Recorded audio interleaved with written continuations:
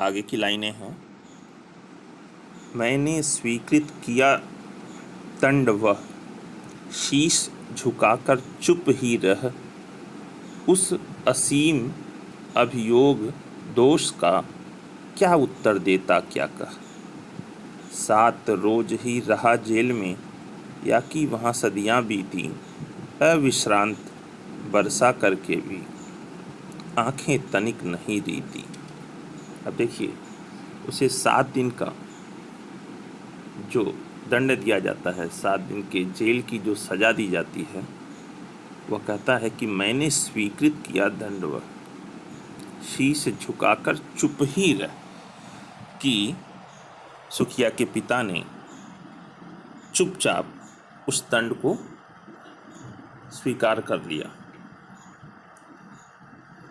उस असीम अभियोग दोष का क्या उत्तर देता क्या कह।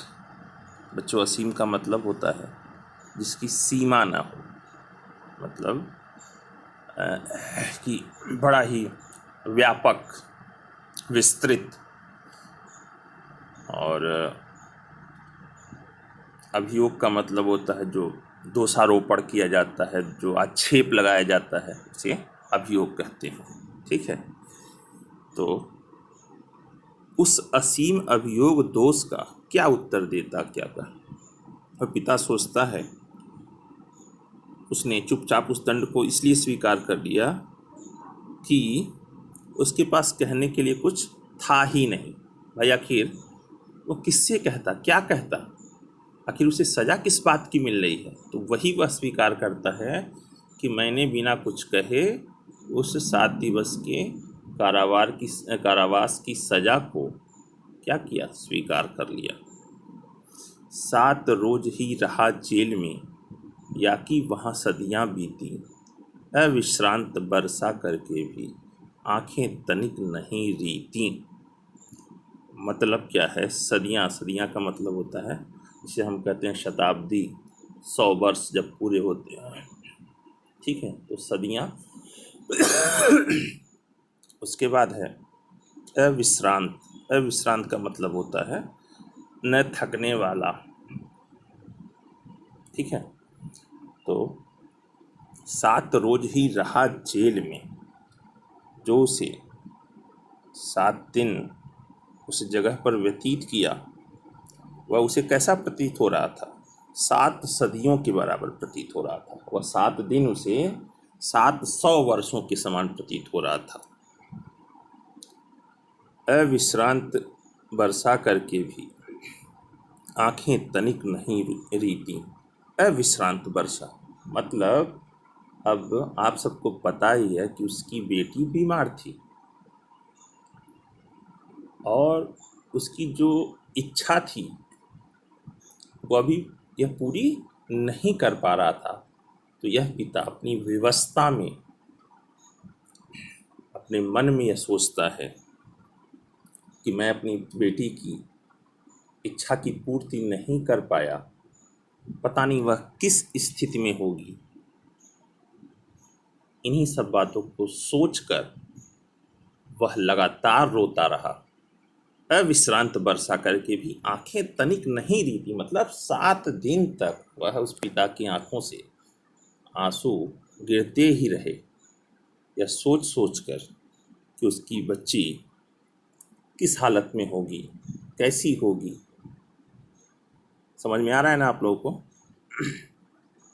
आगे है, दंड भोग कर जब मैं छूटा, पैर न उठते थे घर को, पीछे ठेल रहा था कोई, भय जर्जर तनु पंजर को, पहली किसी लेने मुझको नहीं दौड़कर आई वह, उलझी हुई खेल में ही हा अब की दी न दिखाई वह।